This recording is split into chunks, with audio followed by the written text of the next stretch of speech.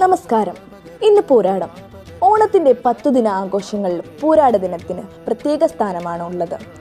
ഓണം അതിൻ്റെ ഏറ്റവും മനോഹരമായ ആഘോഷഭാവത്തിലേക്ക് കടക്കുന്ന ദിവസങ്ങളിലൊന്നാണ് ഇന്ന്.